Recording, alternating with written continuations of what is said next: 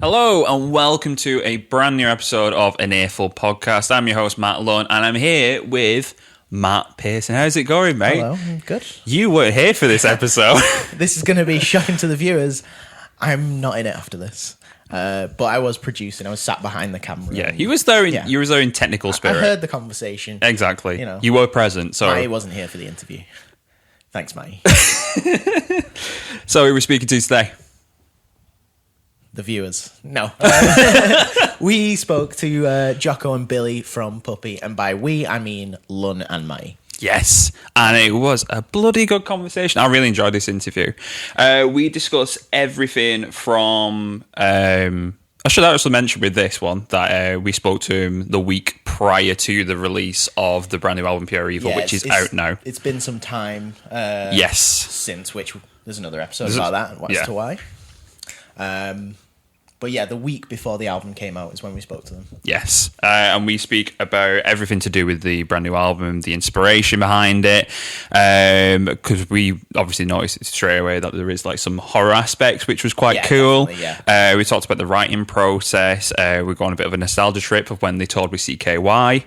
Which we only realised like 10 minutes before actually jumping on the call. Lun and Matty had already seen Puppy supporting CKY. Yeah, it's like, holy shit, we've seen these before. But yeah, we speak about that, and we also discuss the fun perils of starting out in bands when you're younger and all the things to avoid. And resent them. And so much more. And moving on, if you didn't know, we have a Patreon now. So you can pay us money and you get bonus stuff like merch discounts, episodes before they come out. Yep. So, hi if you're on Patreon. And all that shit. You know what Patreon is. I'm not explaining it. The link's down below. Okay. We'll do it that way. Massive shout out to Matt from Good as Gold PR as well for setting up this chat. Yeah. Really means a lot that we got to speak to these guys. And if you haven't already, you probably have because you're watching this, but we have social media like everyone else. And if you want to check us out on that and keep following whatever episodes we're doing, you can check that out at an Earful podcast. I don't need to go through every single social media platform because you're probably already aware of what it is. Yeah. But yeah, enjoy the episode. Enjoy. Yeah, guys. Anyway, thank you for coming on. What have you been up to recently? We've been just kind of getting ready. We got our album coming out in 2 weeks, I think now. May 6th. So, yeah, we've just been we've had a lot. We haven't been really out live at all. We start touring just after the album comes out. Yeah. So we've just been doing a bunch of sort of like maintenance work and making sure that like everything's kind of going on okay behind the scenes and stuff like that. Billy's been very busy making videos. Yeah, I ordered a new bass drum skin for the tour. Oh, did you? Yeah. That's exciting. Yeah. But are you guys interested in what we've gone for? Yes, definitely, yeah. So do you know the pondering the orb guy, the meme pondering the orb? You know that it was kind of trending maybe a couple months ago. It's like it's an illustration from the cover of a Lord of the Rings book, like a comic book spin-off. Yeah. And I've got the pondering the orb guy, but then the orb that he's pondering is the hole where the microphone goes into the bass drum, and I'm so happy with it and satisfied. And for me, more than any other aspect of the tour, that's what I'm most excited about. And I'm now slowly realizing as I tell this story to you, and that maybe it's not as impressive as I thought. The nerds will get it, but everyone else will be like, yeah. Hey, maybe it's nerds only at our shows, please. Yeah. Well, at one point, we were trying to convince Billy to get like a double kick, but like the old school like the Van Halen double kick of actually having two kick drums, because the album's called Pure Evil, and we wanted like pure and evil on each kick drum. Nice. But Billy's only got one kick drum, so he could. That conversation sort of ended there. I also can't play double kick, but I mean, maybe that's quite funny. Maybe that's even funnier, is having two kick drums and just not even having using a the wall. Yeah. It's like having like fake amps at like the back of the stage. You just have fake like 40 kick drums, like Terry Bruzio's drum kit, and I'm just playing the hi hat and the snare. That's all I have. Yeah. In fact, I think Weezer had on their last tour, they had however many letters there are on Weezer, 7 kick drums with a letter on each. No, they didn't. front of the stage, which looked fucking That's incredible. fucking awesome. I was going to say, yeah. if guitarists can do it with like empty cabs, then why the fuck not? Do you know what I mean? That's it, man. Yeah. We can do it with extra people on stage as well, just like we're kind of like mannequins in the back holding guitar. We pulled out all the stops. Yeah, like fleshing out the empty crowds in some of the quieter gigs. Yeah. When Like, you know those walls, the fake walls that they use in training of football pitches. Yeah, we've got tons of those with like puppy t-shirts on and shit. Yeah, we'll stick them in the merch. Be like no room on like the venue. It's just going to literally just be like these mannequins on stage, and you're just like kind of crammed in between them. Yeah. The 7 people who've bought tickets won't actually be able to get into the room, but it will look. Sorry, it's sold out. But lots of tickets left. It's all these mannequins, man. Yeah, exactly. I mean, look in the room; it's clearly sold out, guys. Sorry. Just have it really dark, and then it looks like it. Yeah, that's the plan. You're giving away all our secrets, man. Yeah, man. We can't. Yeah. So we were reminded that we've actually seen you guys before live because you supported CKY many moons ago. Yeah, 2017 was it?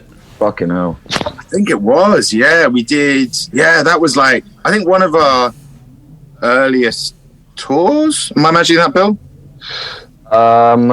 I think it was our second support tour. We had a really good. Yeah, we had a lovely run. We did CKY, then we did Cavell Attack straight afterwards. I think that was a lovely. Yeah, that was really good. That fucked me 5 years ago now. Jesus Christ, crazy. I remember seeing you guys like sort of like coming out at the time, and then I realised you were supporting CKY, so I thought that's sick. So kill 2 birds with 1 stone there. But how was it supporting CKY? Like they've always been one of my childhood like bands that I grew up with. Well, yeah, like we were all fans, but like Will in particular. Like, I remember like because Will's like super chatty. You know, we're in the van, like chatting away, and he just got quieter and quieter as we got closer to the first venue, and then kind of like let us know that he was like, just letting you guys know I'm like a really big CKY fan. And I think he was like, was he in a fan club or something like that? Like he was like into it, and then like I think he knew so much stuff. He knew all about the sort of the metaverse that they inhabited, like all these like. Apparently they recorded this one in the desert because they were experimenting with a new sound. Like we were like, okay, cool. Yeah, he knew he knew every fact about the band, like where they were, and so, like it was mad. And then when we got there, like Chad, who was super nice, like came over, was like, "Hey, how you doing, guys?" And like, Will was just like standing there, like, "Hey, Chad, how you doing, buddy?" But no, it was fun, man. It was really cool. Yeah, I think the last show was the Underworld, wasn't it? Was that the last show? We did 2 nights in a row at the Underworld that were both sold out. Mainly with mannequins. Yeah. We copied that. We copied our logo and the mannequin idea off CKY. They were doing it first. Well, that was the funny thing as well, because our logo, like our original logo for the band, we put it as the yellow and red. We stole the colors from the Blizzard of Oz album cover, which is like one of our favorite albums, like as a band. Yeah. And it didn't occur to us until we like signed up for that tour that the logo and the colors were like literally the CK, because they also it from the same album. I remember him saying, Sig, I think it was Sig, was saying that it was pre-Photoshop, and he maybe even had the vinyl, or he had some version of that logo, and he took a scalpel to it and turned the O into a C, and basically fashioned that logo out of the Ozzy Osbourne logo. And apparently they played Ozfest probably, I don't know, like 15, 20 years ago. And apparently Sharon, like they had their big banner there, and Sharon came over and was actually quite pissy about it. And then in return, when we played, they were kind of copied our logo there, guys. It's this. It's a never-ending chain. How the tables have turned. Exactly. We're just waiting for someone to copy our logo, but it doesn't seem to be happening, man. Yeah. If anyone fancies it, then crack on, and they will get. Yeah. Invitation on Fiverr. Yeah. Please copy our logo. Yeah. So let's talk about the new album then. So it's coming out in 2 weeks. 2 weeks. How's that feeling then? Are you at the point where you're just like, I just want to release it, or is it just like you're still the excitement on it now? I think it's been such a long gestation period writing, recording this album.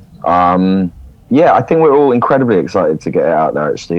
We've done a lot of fucking singles in the build-up to it as well, this campaign. I mean, Jock, how many songs have we put out now? It's like 4, 5? Yeah, well, you had the EP out, didn't you? Which has got like a lot of tracks off the album as well, hasn't it? What? Yeah, I think we've got like maybe like five. We released like pretty much half the album. You couldn't wait. Yeah. Like, What's weird you want to hear the less good songs of the album that weren't singles? Yeah. Well, it's weird that a lot of streaming sites, or they arrange it as if it was an EP. We've had people messaging being like, "This EP is great, guys," but it isn't. It's just a collection of singles that will turn into an album once the actual album gets released. And as Jock says, the weaker songs are put alongside them. That's when you know you got real cooking with gas situation there. Yeah. No, like Billy said, I mean, for me personally, I think I find like so much work goes into every step of it. The writing of it, the recording, sitting and mixing the whole thing, that by the end I'm kind of burnt out, and also like just have to at that point, because I think with anyone, like any creative person, you always want to you could always keep going, you could always keep tinkering, and it's important to kind of let go. So like for me, when we finish an album, it takes me or an EP, it takes me like a year at least that I can listen to it again. Yeah. Because all you hear is the sort of stuff that you change or any of that. I think it's important to let go and let it have a life of its own. And then when I go back to it, for me, I find it way easier to move on to the next project, start writing a new bunch of songs. I'm like, cool, let's just focus on this. And then for me personally, when I go back to it later, it's like, oh, this is a really cool little postcard of where we were at. But I find it easier for that. I think the amount that you have to listen to your stuff when you're mixing it and mastering it and going through those, you can get a bit snowblind to it, and you just hear it so fucking much. I don't think I have any desire to listen to it. Actually, that's not true. I haven't listened to it in ages, and I guess we're going to be playing all those songs on tour, which is exciting. But yeah, man, it's a funny one. Yeah, I think the release will be quite cathartic. It will be I think it might be quite a galvanizing moment, especially just ahead of the tour. It'll be quite energizing. Because it does take on a life of its own. It's been, obviously the whole process for us doing this album was very different to previous ones, because we obviously were doing it during COVID. Yeah. We sort of turned our rehearsal studio into a recording studio and recorded the thing ourselves, which we'd never done before. So it was into that. Yeah, we just we basically bunkered down, just literally the three of us. There was no one around, we didn't have any external influence really. So then once the album was finished and we handed it in, then that kind of that circle of people who were listening to it sort of expanded, and that was helpful to get the support from them. And now, with the release, everyone gets to hear it. So it's it will be cool to have that open up to other people and have them have their favorite songs on the album and stuff like that, because we've been so in it, so living it for so long. It's or at least the song that they disliked the least. Yeah, exactly. Yeah. What's the least worst song on the album, guys? That's great stage banter. I mean, that's the thing with demo writers, isn't it? When you work too long on something, it then becomes this meticulous process of trying to fine comb everything, and it just doesn't need it. Nah, 100%. And I think what's really useful about having a producer working with you is that could it's good to have a sounding board in that respect. Someone who's guys, honestly, this works or this doesn't work. We tend to overthink stuff a lot, I think. So this time around, doing it entirely ourselves had lots of benefits, but I think that was one of the things that was different for us. We didn't have anyone else there kind of saying right, stop recording. You've added 50 guitars to this track, you should stop now. We didn't have anyone going doing that. So you end up with fucking 50 guitar tracks or whatever. But it just, I think it's the album like really took shape. I think because of the situation that we were in. Like, I think previously, again, it's easy to look back on albums and go like, oh well, you know, the reason that sounds like that is because of the stuff that led up to it, and even with as much planning and foresight as you can put into something, there's still just external influences that sort of like create whatever that body of work is. And for us, it was, doing it in the middle of this vacuum in a pandemic where we didn't know if anyone was going to hear the album, we didn't know if we were going to play live again, anything like that. Like, it really became just like a bit of the process of going in and sending songs to each other and recording songs became just a bit of a kind of like lifeline between the three of us to like have a bit of purpose and a bit of something to concentrate on, and whilst everything else was going to shit. I think as well, like full context there, like we produced the album ourselves. And Jock actually got quite nifty at some level of engineering, right? I mean, other than the drums, I think you did engineer it yourself, right? Oh yeah, drums are too complicated. We had to get someone else to engineer the drums and play the drums. I wasn't up to doing that. We got a special musician in to do proper drumming. But I think that totally shaped how the album came together, because time, you've said this before, Jock, but like time and money weren't quite the same considerations. I think traditionally we've been in studios where you've got 4 days. Yeah. And you've got to track 12 songs or whatever. And that definitely, I mean, it's quite fun to work like that, and it's quite quick, and that probably inflects like how you perform and how everything takes shape. But actually, when you don't have that kind of consideration, then you're able to be a bit more playful with things and maybe record stuff that you even like we for the first time on this album recorded stuff that we weren't really sure we even wanted to use. And we're kind of like, oh shit, we could try doing that and see how it takes shape. And actually there are a lot of things that we were like, fuck, I'm not sure if that's working. And there are a lot of other things we were like, well, I never thought that would have come together in that way. But yeah, I think that's definitely a product of the context of making this album, how we did. Did you find yourself going to obviously external sources and other people just for reference as well? Because I know you said usually you have the producer there to sort of bounce off who's hearing it with fresh ears for the first time. So you're just going out and checking it with different people and just seeing what the vibes are from, just keeping it within the circle. Literally it was the three of us, man. Like we I don't even know if it was a conscious decision, but it just kind of came about that way. Like, you know, we're all really tight as friends, not as musicians, we're all musicians, but tight as not friends. as a band. Always the case. But yeah, it was like I said, that process became like just a way to kind of like reconnect with. Because I think up until the end of 2019, which we literally came off our last tour at the end of 2019, and from 2017, I think, which is when the band first got signed, you were on a bit of a mad like schedule, like, you know, touring and recording and writing. You're trying to squeeze everything in, and you're aware of this sort of like it's a bit of a, you got to finish this now because then the festival will be here, and you got to have the first single up with the festival, and you know what I mean, all that stuff. Yeah. Well, I remember. Do you remember, Jock? We played Glastonbury, or I should probably footnote that by saying we played the earache stage at Glastonbury, which was a train carriage suspended from a crane at about 4 o'clock in the morning. So like 12 people on MDMA.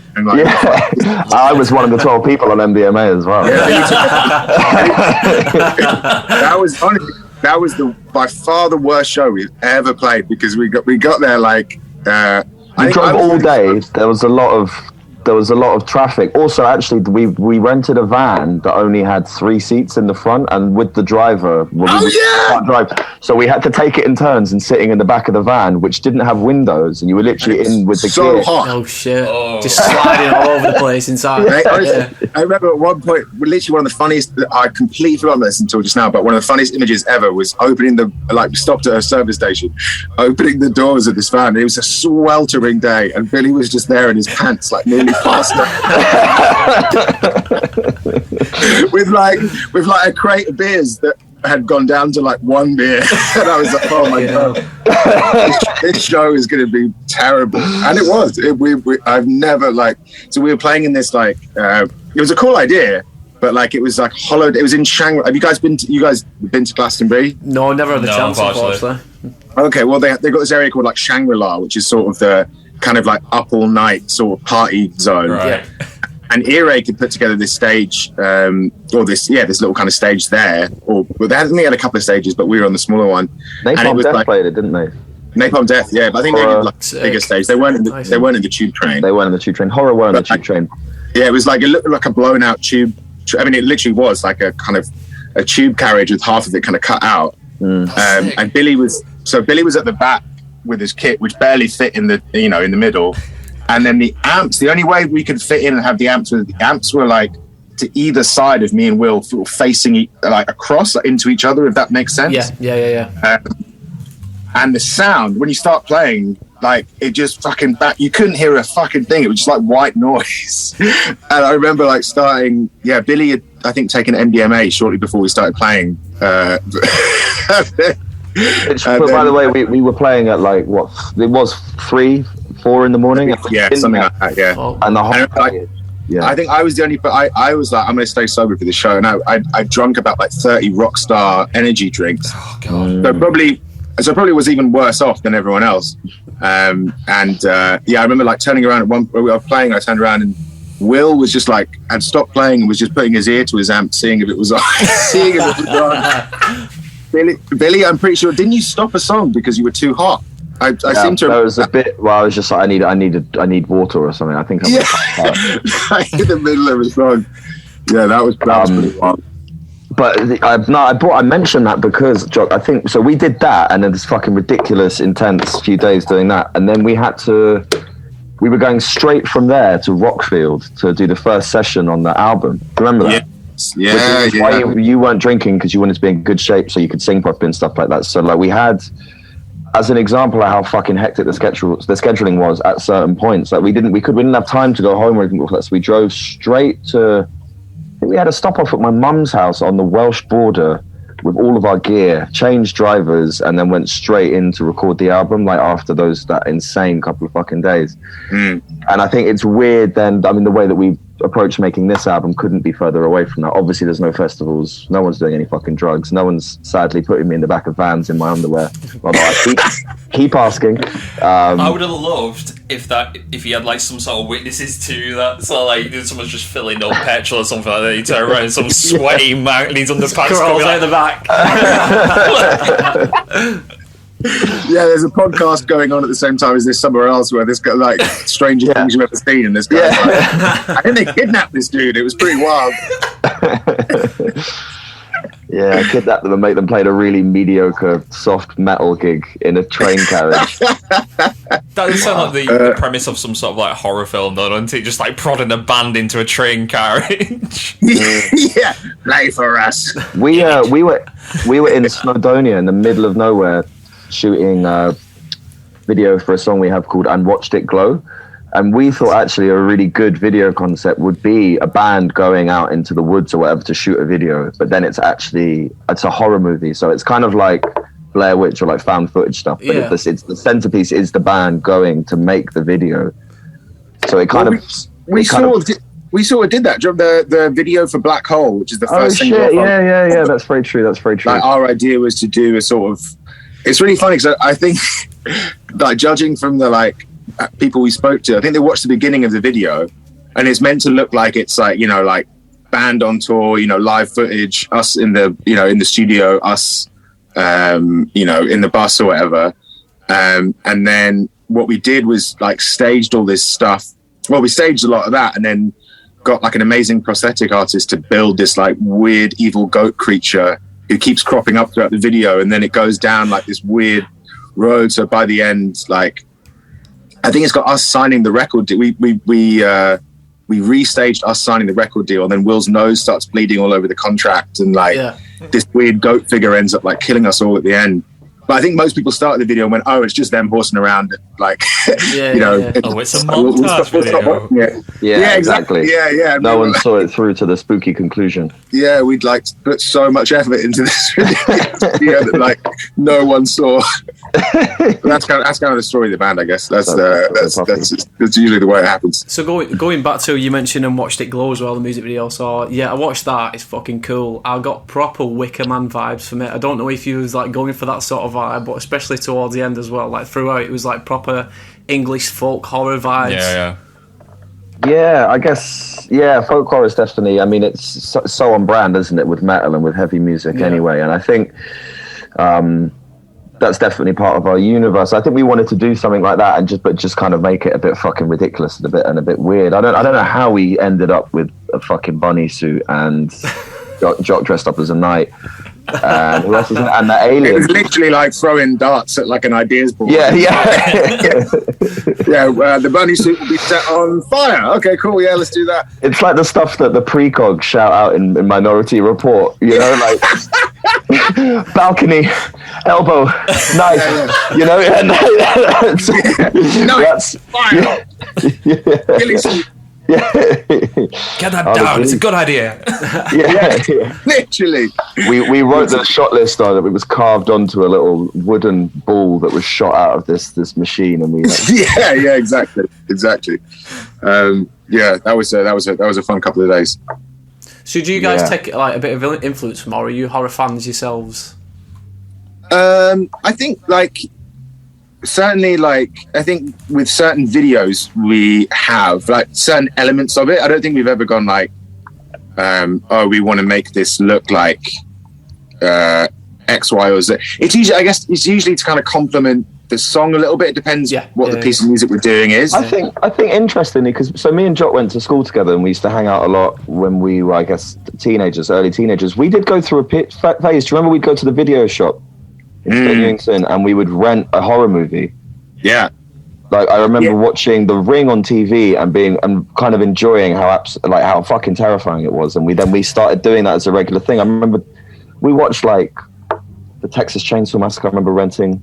I think is that when you're that age, like just before you kind of like are old enough to like maybe like start like drinking or go like the kind of like the gnarliest cool thing you can do is like watching like an 18 rated movie. Do you know what I mean? Oh yeah, we're cool men, like sat there like fucking watching, I don't know, I Spit on Your Grave or some shit. Like that was very quite disturbed by it. Yeah, pretending that we're not scared. Yeah. It's a thrill.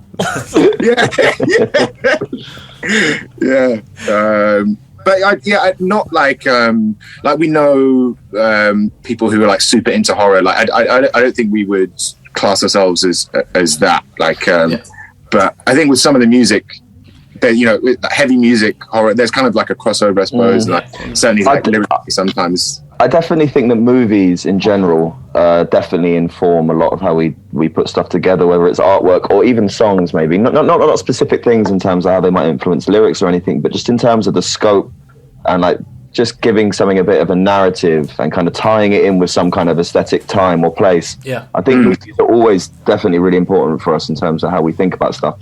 And as Jock says, there's just that natural kind of cadence with horror and heavy stuff.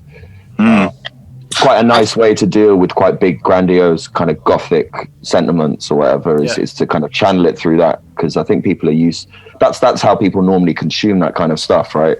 Is through movies and horror like that. Sorry, Jock, go on.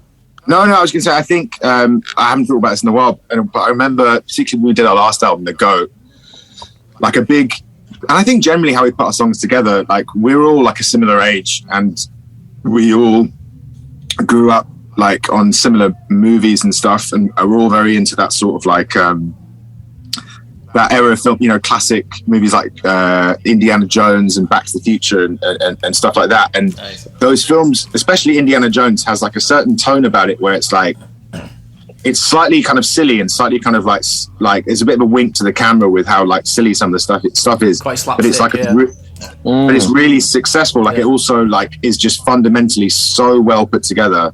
All the beats are in the right place, like, and it's kind of, I think what we really like about those things is like they're kind of designed to be enjoyed by everyone, But then also, if you're a bit of a geek about it, you can go in kind of deeper and realize that this is stuff that's made by people who really know their shit. You know, it's not like lowest common denominator, but it's still popcorn. And I think that was kind of one of the influences when we were kind of like writing songs and put them together. Like, we always wanted to make music. And I think that's why, you know, for example, we don't at all. We don't have heavy vocals in the music. We always wanted it to like succeed on the same levels as like, you know, like a David Bowie song or like, you know, a Beatles song. We always wanted it to have like choruses that people could sing along with and stuff, and have it be, yeah, just like kind of quite easily accessible. But then when you maybe like scratch beneath the surface, hopefully there's like quite a lot going on, and, you know, it's not like we're putting something together that's just designed to be like whatever's popular at the time. It's like our version of what pop music should be.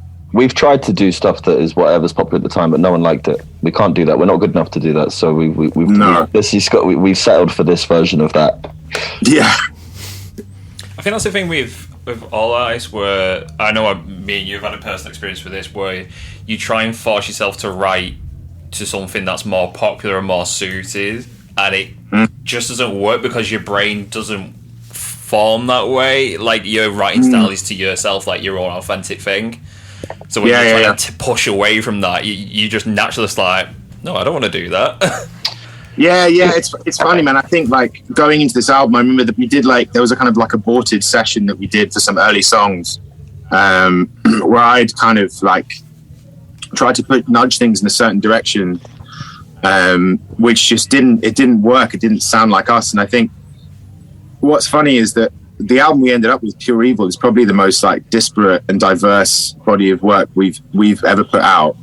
But they all feel genuine. It all feels like it comes from the right place. And I think like when we tried consciously to kind of like push something in a new direction, as it were, it didn't feel, it was still like, you know, we could still put together a song, you know, it sounds like kind of finished song, and it's, you know, it's all right, but it didn't feel like us. We weren't kind of like, you know, to sound really naff, we weren't really like telling our story or our version of. Yeah.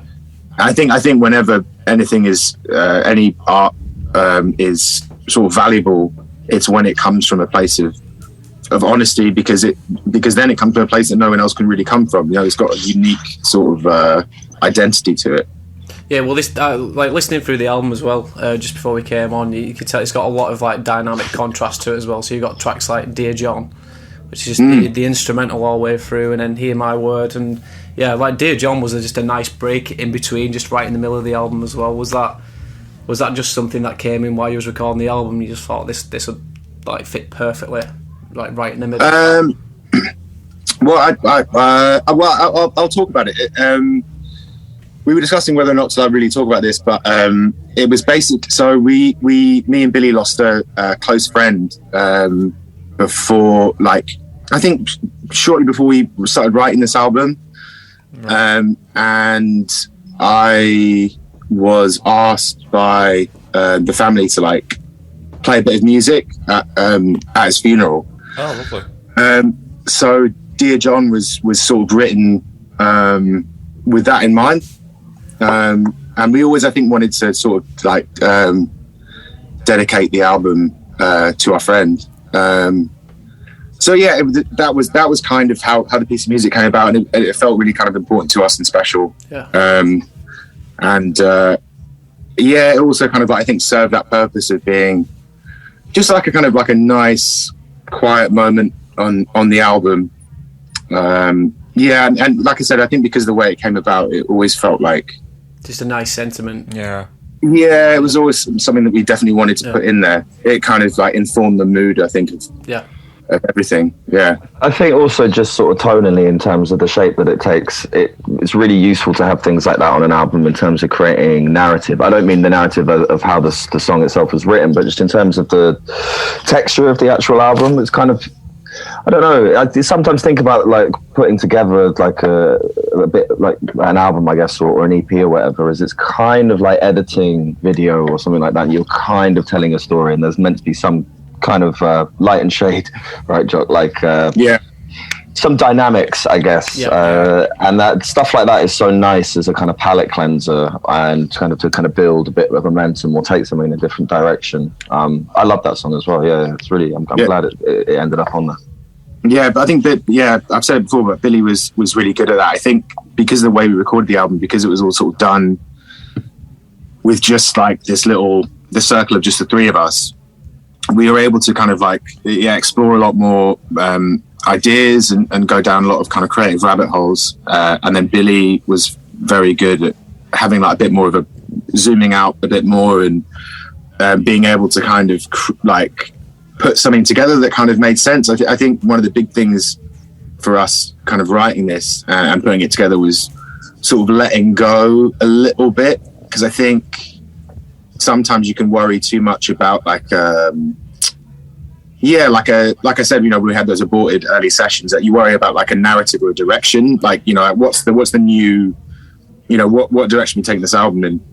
And then I think having the time and space that we had to do it allowed us to just live in each song and write and follow it to its logical conclusion and have enough faith that because we were doing it and it was all coming from us and coming from the same place, that there would be a link. You know what I mean?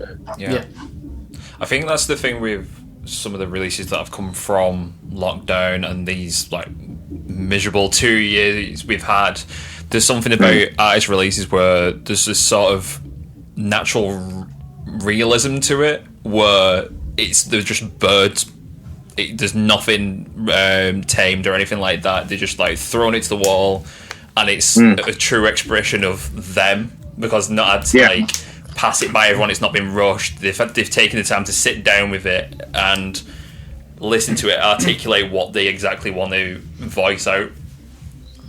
Totally, yeah, because you're again going back to that kind of like the roller coaster of like being in a band and the hectic schedule and stuff. Like, that all goes away, and all you're left with, I suppose, at that point, and certainly for us, is just like each other and just wanting to make music because you always have, and it's something that you enjoy, and going back to that place and having everything come from that place. Not that it wasn't before, but it's more concentrated, I feel, because like it's you're not worried about getting a new single out in time for a tour that you've got booked or anything like that, because there's no tours. Like you're just you're not trying to force it. It's just naturally coming to yourself. Yeah, exactly. Yeah. So it was just it was even though it was obviously there was a lot of dark stuff happening around the world at the time, like it was the album gave us like a really nice thing to sort of latch onto just on a personal level and something to focus on and feel proud of. So what are your influences as well, music wise, like musical style wise, and what did you guys grow up listening to that you think influenced yourselves as a band as well? All sorts, really. I mean, like me and Billy, we went to school together, so we've been friends since we were like 12 years old, and that was sort of the new metal explosion was happening then. Yes.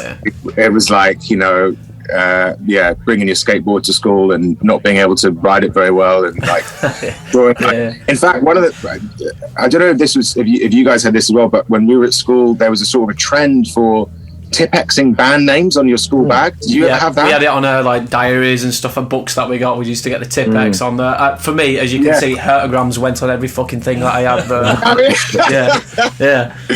Yeah, so like it was kind of like, I guess a lot of people was a secondary school, so a lot of people were trying to make friends, so that was the way you'd like throw up a flag to see if like you could make friends. I clearly remember actually, like I'd seen other people doing it, and I was into like Korn and Limp Bizkit and stuff, and was cool, I should do the same thing. But then I was like writing band names in my bag, and then like ran out of like bands that I knew, because like I was like, oh shit. And I remember like I was like, what other bands do I know? And writing like the Monkeys.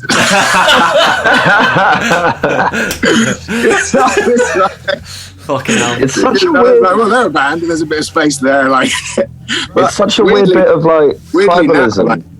Say again. It's such a weird bit of tribalism, actually, and it's true. And actually, I remember there being a guy at our school who had like Frank Zappa and like Herbie Hancock. I think people were like, I'm gonna do my take on that actually. Yeah. Mad. Weirdly now, I think like having Korn next to the Monkees is actually quite puppy. I think I'm actually quite pleased that like it kind of makes it's all come full circle again. But yeah, so yeah, me and Billy kind of bonded over music like that, and then we're always in bands together, really, like in like loads of weird incarnations. I think we watched Pulp Fiction and made a surf rock band. The first gig we ever played was the instrumental surf song. Yeah, at our school assembly in year 9. We did the same thing with like a funk song, didn't we? Like, oh shit! Yeah, we had the same. So like, we basically have the same relationship as you guys about throughout high school, and we used to just jam loads of different shit out with different bands. But we just come up with a random funk song once and thought it'd be cool to get a gig at the local pub. What we were getting paid for, and just come out with this funk instrumental song that had nothing to do with like the next Guns N' Roses song that we were covering. Just fucking randomly break out into a funk song. Like, we named it after one of the guys who started the band with us. He just it was shit. Yeah. So we were like, oh, we'll just call it "Fuck You, Cowboy." Like, why? It's a funk song. So halfway through the song, one of us would just shout "Fuck You, Cowboy," and we ended up playing that at the. Did we play that for 2 years? We played that song. Yeah. Really? He wasn't best pleased. Yeah. Like, if we played like a hometown show and he was there, we'd start playing it and you just immediately see him walk out. I love that. Yeah, it's funny. Like that feeling, like when you're first starting bands and stuff, when you kind of like half. It's crazy to look back at it, but like you'll kind of have a half-finished idea for a song, and you'll be like, "Cool, well, let's book a gig." Yeah. You kind of like, and the songs are always. You look at your set list or whatever, and the songs are always called like Funk Jam or like Heavy Song. Heavy Song. Yeah. We had a song called Heavy Song. Yeah, we had a song called Heavy Song. Yes. My friend Otto, he's a bassist. I think he works in a school. He's a music teacher in a school, and there was some kind of battle of the bands the other day, and he was saying that this band, really sweet, like I don't know, like 13-year-old boys, got up and played this song, and he was listening, and he was like, I know this song. And basically, he was in a band with my friend Mark, and it was almost exactly the same as the first song they wrote and did in a battle of the bands. Really? I think when you're that age and you've just learnt guitar and you've just learnt drums or whatever, like your repertoire or whatever is probably so small, and the bands they're probably still listening to like Nirvana and like a few like set guitar bands that kind of influence what they do. And weirdly, I think people end up writing incredibly similar things when they're 13. Yeah, it's because you learn like the minor pentatonic riff on the guitar, right? so like funk, like blues. So like I don't know, like Rage Against the Machine are like the perfect band to be into when you're like learning guitar, because all of it's like the blues scale. So you're just like down, down, down, down, down, down, down, down, and like the bassist and guitarist can play the same thing, so you don't have to like worry about what the parts are or anything like that. So I think everyone arrived at weirdly similar conclusions of crap instrumental funk rock. And we were also in a band that heavily ripped off Rage Against the Machine, didn't we? Yeah, I think didn't I rap at one point? I think it was touted, and I think you'd written some things, and I remember you coming into the studio when we were rehearsing, and I think you had a pad, and I think you would, I think you were like, no, next time. I remember like writing like kind of political raps at like 12 years old. I had no idea about like any of that shit, but like I kind of heard Rage Against the Machine and we're like, okay, yeah, politics, yeah, let's get into it. Tony Blair. Probably would have been, 12-year-old fat white boy, like, yeah, you fuck your businesses. Yeah, that was their fucking businesses. Yeah. Profits are shite. Talk to me about your overheads. That was we had our friend Hugh played bass and our friend Kit played guitar. I played drums, and like it's weird because Jock is probably one of the more talented musicians that I know or that I could think of, but for some reason I think you played bass at that time, and we already had a bassist, and it was kind of understood that Hugh was a bit better than you at bass. Yeah. Period where after the political rapping thing, you were heavily considering getting DJ decks. Yeah. to be like DJ Lethal or like Limp Bizkit route with Stones got to be kind of like, or like, because there was a lot of them around. There was the Executioners did that song with Static X, didn't they? Yeah. It's going down. Yeah, it's going down. And then like Linkin Park were fucking going with Busta Rhymes as well at the time. Yeah. Jay-Z as well. They did that thing. Yeah. And Uncle Cracker, he was a DJ, wasn't he? Uncle Cracker was. Uncle Cracker, yeah. I don't remember that He one was song that he did. That He was Kid Rock's DJ. Shit. And I think he's wasn't he related to someone? He's someone famous. I'm gonna have to Google this as I'm. He was related to Nephew Cracker. Yeah, he was his uncle. Yeah. I remember being in a weird point, like in between. You know, like when you're at school and like you'll form bands like in the playground, and then like you never rehearse, and then the next week it'll be like so and so got kicked out the band. It's like what? Like it's like the dumbest like shit ever. But yeah, like finding myself in a place where the kind of two bands amongst our friendship group were like filled up with the instruments that I could play. So like I'm going home being like, Dad, yeah, you got to get me some decks. Like the only way I can get in these bands is if I'm the fucking scratch DJ. Or I think also I was aware of the band Il Nino and they had a percussionist. So I was like, well, maybe I can get some bongos and get involved that way. Get some kegs in. Yeah. I mean, Slipknot managed it. Yeah, true. Yeah, exactly. Yeah.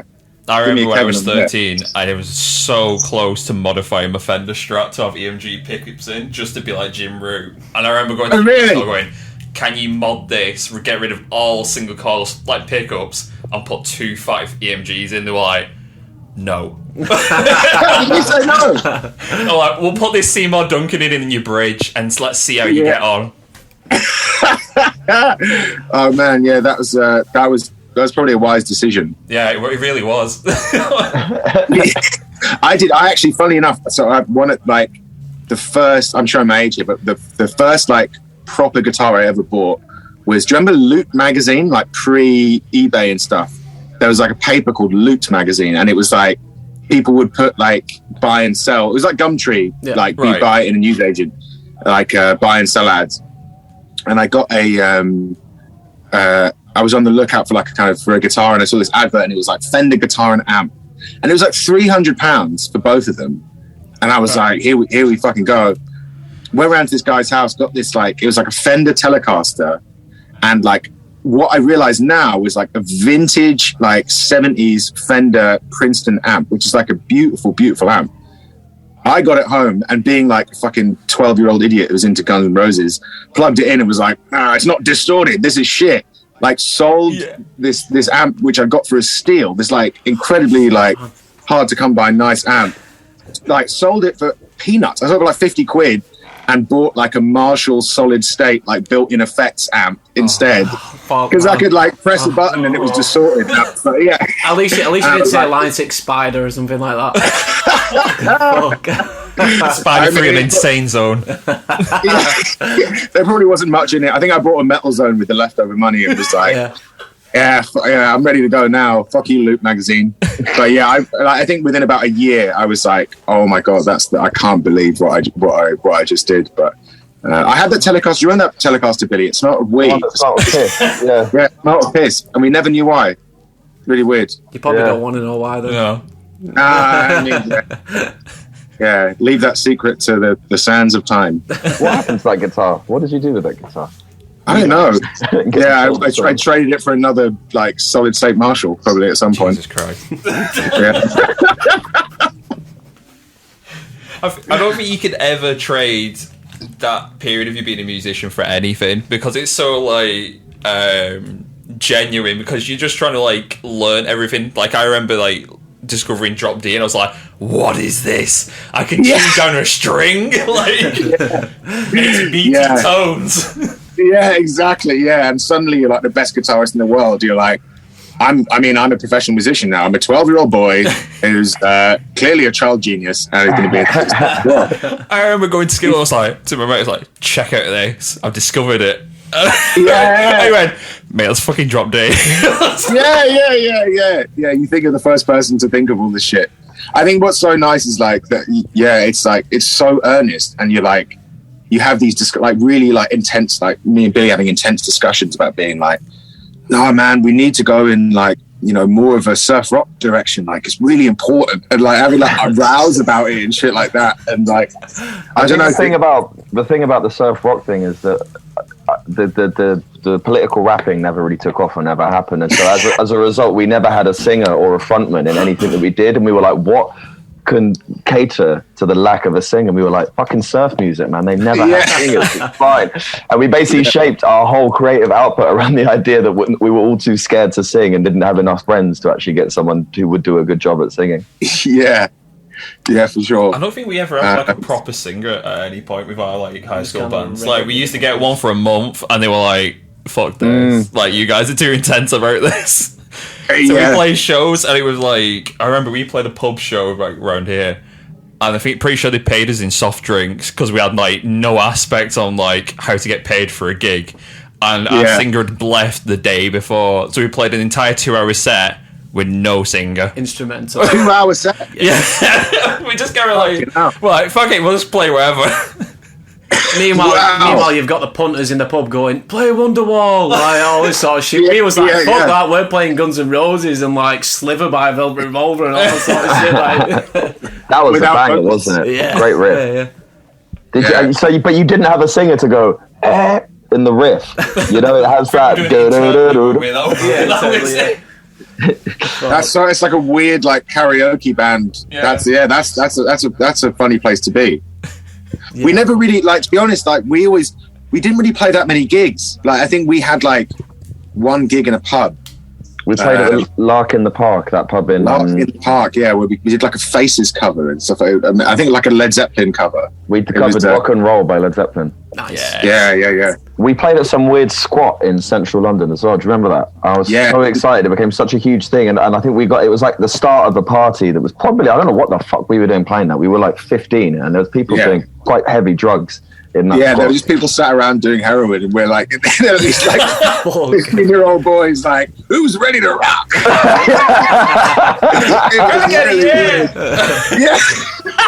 And we'd all bought matching white jeans to wear before the show because we were like, they're going to be blown away. We were the coolest band in the world. So all they see is these weird kind of like semi-pubescent boys, walk into their drugs den wearing white, ill-fitting white jeans, doing Led Zeppelin covers. Yeah, God.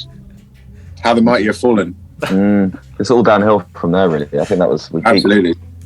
But then weird, you know what's kind of strange is I think like those formative experiences and me and Billy in particular, like our formative years, like being like into kind of rock bands and growing up listening to new metal, and it's all like massively informed where we arrived with Puppy and how we sort of like our relationship to that music now. Yeah. Like we're not like, we don't really have our ear to the ground in terms of like what's going on currently in like heavy music. It's always been from those early like formative years of kind of learning your instruments together and stuff. Like the background to it was always that. I think that's just that was a big part of making this band and trying to kind of it was just always really fun. Like whenever we'd be in different bands, we'd end up doing like a kind of like heavy riff and being like, oh man, that's so much fun. Anyway, back to the real band. We had an ancient Egyptian themed doom band, also instrumental, called Prophecy. Yeah. And we would have like maybe 20 minutes, half an hour of a practice of our old band. We would do Prophecy, and that was always the best bit. Yeah. And I think with Puppy, we were like, we should lean into that side of it, I guess. Yeah. Because it's the most fun. It felt the most genuine and the most honest. And I think it was as soon as we kind of lent into the most fun stuff, or the stuff that we enjoyed doing most, that's kind of when people started to give any kind of a shit.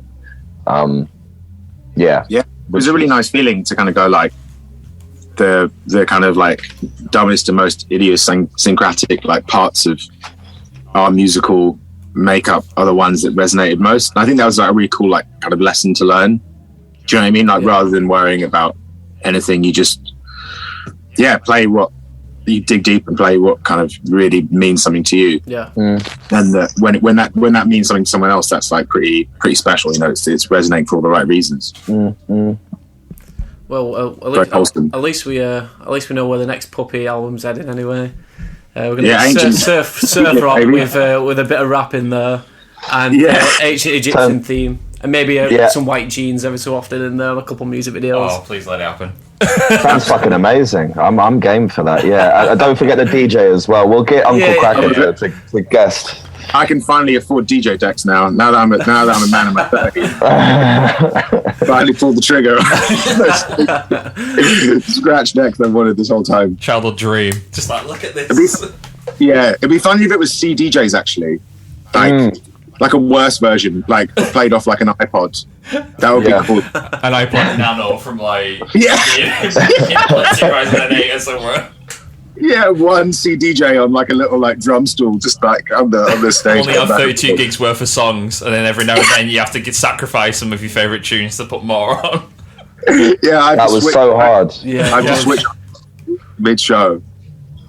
They were the hardest things in life. Like when you were your age, you were just like, I really like that album, but I need this new music. Yeah. I remember I thought I could get around it. I remember having this revelation where I think I bought, was it like maybe the second Mars Volta album or something, or the third, where it had like, there weren't many songs, but each one was like 10 minutes long. And I remember like... Francis the Mute. Yeah, I believe it was Francis the Mute, yeah. And I remember like, I had pre-iPod, I had the first phone that had, I think it was like a Motorola phone that had like iTunes on it. And it said like you can have 100 songs on the phone. And I was like, amazing. So I thought I could like kind of like swerve around it by putting 100 songs that were all like 10 minutes long. So I was like, wow, I got you. These are 100 songs. Doesn't matter how long those songs are. And of course it didn't work. I think I tried to find just a mute on there, and that was the entire album's worth of music. Yeah, I listened to that album pretty intensely. So you guys are being championed by Daniel P. Choir. I can't speak this lag. Daniel P. Choir. I'm going to get rid of this because I've got this like ridiculous lag of me like 2 seconds afterwards, like speaking to you, like the entire podcast. I have that the whole time. That's just try this again. So you guys have been championed by Daniel P. Carter at the Minute the Rock show, with all the new stuff being played quite frequently. How does that feel? Because obviously Daniel P. Carter being like such like a big presence within the scene, it's quite a cool thing. It's great, man. Yeah, he's been really supportive. Like I remember he was the first. I literally remember. I remember really clearly a moment when me and Billy were in the studio finishing off our second EP, Volume 2. We'd already put out our first song off that, which is called Entombed, which ended up we re-recorded it for the GOAT, and we put that out. I think just on Bandcamp or something like that, and getting an email saying that Dan Carter, or like a notification of some kind saying Dan Carter had played it on Radio 1, which to us was like the maddest shit ever. And we were just, I was just like fucking, I remember like high-fiving. And since then he's been really supportive, man. I mean, like, you know, he's a big figure in heavy music, like, and it's really cool to have him like championing, you know, bands like ours alongside. I mean, the guests he has on his show were like fucking Maynard James Keenan and shit like that. So it's very humbling to have him say, like, you know, after that chat with, you know, fucking Tony Iommi, here's the new single from Puppy. It's like pretty good company. So we have a recurring segment every episode, which is, what is your pet peeve? What pisses you off the most in life, and it can be the pettiest thing ever. As it says pet peeve, so... Jock. Yeah, Billy. Yeah. What pisses us off the most? As a band, collectively or individually? No, just like individually, but like anything. So we've had like slow walkers, people that eat too loud, or like just all sorts of things we've had. I mean, load in when you get to a venue and it's upstairs and there's no lift. That's pretty bad. Yeah. That's the worst feeling in the world. Like, you're so tired, you've driven for like 8 hours to get to play a basement. Oh no, not the basement, it wouldn't matter. But like, play like some venue in, I don't know, wherever. And you get out of the car and then realise they're like, yes, the loading is just this way. And you've got like a fucking like 8x10 cab. You've got to take up like 2 flight stairs. That's pretty bad. I think keeping it on a tour-based theme, this is a bit pathetic of me, but sometimes you get a sound guy or sound person who will sort of, they're obviously trying to do their best. I can imagine it's quite stressful, like bands turned up, you don't know who the fuck they are, you're trying to figure out what the levels are and how to get it not sounding terrible. But sometimes sound people will sort of suggest you play things differently. Have you had that job? People have been to job like, could you maybe sing a little bit louder? Yeah. And people will be like, could you drum quieter to me? Or people will be like, well, you shouldn't be using that pedal because the tone's weird. Maybe you should try using this one. And it's like, man, come on, this isn't the first time we've done this. Billy gets it a lot. Like Billy, like, to be fair, Bill, like Billy's the loudest drummer in the world, and like, I mean, the fact we've had to change rehearsal room a couple of times, right? Because like we've been playing and the PA, we can't hear what the PA's maxed out. But yeah, so Billy's had it a couple of times with sound engineers asking him to play quieter, which is obviously not happened. Yeah. And then as a result, yeah, they've been like, can you sing?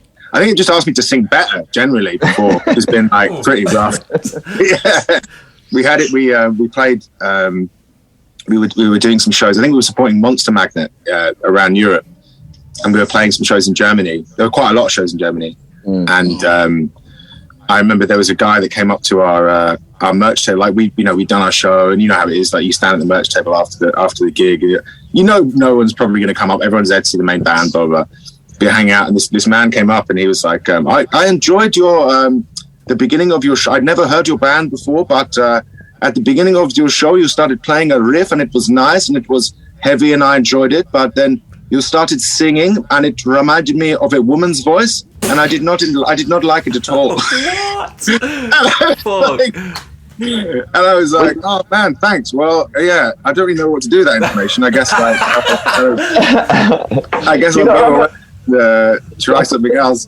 But then he was like, "Are quite savage about they just because you wouldn't really get that in England, but in Europe, I think they feel like it's part of the process and that you're kind of fair game." Do you remember someone else being like, "Why do you guys dress like such dorks?" Yeah. We were like, and he was like, "What the?" I think he was wearing a leather jacket or something, and like maybe sunglasses at night indoors. But we were kind of like, that's the thing. Like to us, he looked like he literally like turned up looking like funny fucking Danny Zuko from Greece, and he said, like, "You guys look like losers," and we were like, "Who the fuck?" The Terminator telling us we look like losers. Like, it was literally. It was like that, yeah. We got asked by someone doing press in. We did one of the weirdest days of our lives was we did when our first album came out, The Goat. We were on tour at the time in Europe, and we booked out like a day of European press, which was in the Hard Rock Cafe for some reason in Paris, I believe. Was it, Bill? It was, yeah. And they had like a whole upper floor of it, and there was people kind of coming in and out over the course of the day, and we had basically set up camp in the heart of the Hard Rock Cafe, surrounded by like framed pictures of like Bon Jovi, and like Hanoi Rocks. Yeah, and then like I remember as well, they were like, "You know, if you guys want, you can take one item each from the as like a little like memento," and we were like, "Okay." Billy went down there. What was it again? What was the choice? Like you put? It was like a sweet little. I think it was like a glittery bowler hat. Yeah. And I can't remember what the other thing was. I think it was like, it was like a glittery bowler hat and like, I don't know, like a fucking, like a tie that said Hard Rock Cafe. Yeah. And then you were like, Billy went up to the guy, bless him, who was running the stall or whatever, the little concession stand. And he was like, "Man, I wonder if you could help me. I'm really torn between the glittery bowler hat and the tie." And the guy was like, "Well, I have one question. Do you want to look cool on stage?" And Bill was like, "Well, of course." And the guy was like, "Go for the bowler hat." I still have that hat somewhere. That's funny. That was because that was in light of the fact that one of the questions we've been asked was like, "Have you guys ever considered thinking about your image more?" We were like, "What? Wow, We're like, Jesus. I mean, I thought we were. Yeah, pretty. But do you know what? That's not a pet hate, because I actually quite enjoy those situations, because they are quite amusing and you do remember them and you kind of talk about them for a while. And even at the time, you're not really angry. You're just kind of we were just laughing. It is quite funny. In fact, I welcome those situations. Yeah. We were very drunk, I think, by that point, and we just like burst out laughing. What do I say to that? Oh, that's amazing. So, if you got any other pet peeves, if you're quite fond of that one, oh gosh, I don't know. What's band related then? Is there like everyday stuff that really like grates you?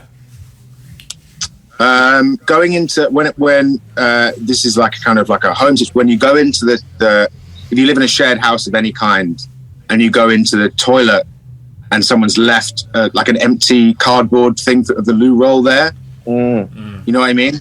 Staying on that theme, just take it with you. Just take it with you, man. On that theme, you know, when someone has gone to the trouble of putting a new toilet roll thing in the holder, but the wrong way around. Yeah. Oh yeah, when it's around the back. Oh, I will. Even if I'm in a public toilet, I will have to amend that. Or take the entire system off the wall. Smashing it to pieces. Yeah. Let me just fix this issue real quick. Also, I needed to fix it. Yeah. Yeah, like men weeing on seat, like men not lifting the seat when they wee is. I think that's. I agree with the that. fact that adult is fucking insane to me. Yeah, definitely. Yeah, that's bad. Preston Meek was something similar to that, where it was like those people that decide to shit on the walls on trains. Shit on the what? It was like he went to go to the toilet on a train, and he'd open the door, and someone literally had like projectile shat on the walls. It's like a massacre. Wow. I protest. Maybe that train was really delayed and they weren't having it. Fuck you, Great Western Railway. Yeah. I was literally about to say as a joke, like, you know what my pet peeve is? When you go to the toilet and someone shat in the bath. But that's literally what someone's pet peeve was like in real life. Like, That's fucking insane. That's like a situation that doesn't really occur very often. No, it's just like, how does that even happen? I mean, like, how does shit end up on the wall, especially when it's facing downwards? Like, yeah, that's like saying like my pet peeve is when your hot air balloon gets caught on the fucking Mount Rushmore cliffs or something like that. Wait, what? Sorry? That was very annoying though. To be fair, that was annoying. Yeah. That was annoying when it happened to us. Wow. Yeah, I wish ours was as cool as that. I wish ours was as cool as shitting on a wall. We can make it happen, baby. We're going on tour soon. Yeah. Look out. Oh, fellas, it's been a pleasure. Looking forward to the album release. We're definitely going to check you out when you're heading to Manchester. Yeah, do it. Come down. So, thanks so much for coming on, fellas. Cheers, guys. Thanks a lot, lads. That was Jocko and Billy from the band Puppy on an Earful podcast. A massive thank you to Matt from Good as Gold once again for even setting up this interview. Thank you. And if you haven't already, go and check out the brand new album. Pure Evil is out now. And if you're also going to festivals this year, they're also going to be making appearances at Outbreak Festival and 2003. So we urge you to go and watch them. And go check out that album if you're not going and watching them. It's a banger. If you didn't know, we have a Patreon. Might have spoke about it in the intro. Hi again, by the way. I wasn't in this podcast. The Patreon, what can I say about that? Discounts, exclusive content, bonus episodes, get shit early. You know all that shit. Just like our socials. You know all that shit. Links below. At an Earful But podcast. if you don't know about socials, oh no, let me tell you about socials. So, as everyone else, we already have social media, and you can go and check us out at an Earful podcast, so you can keep up with all the latest episodes, news, and anything else that we throw out into the digital universe. But other than that, we'll see you next time. Bye.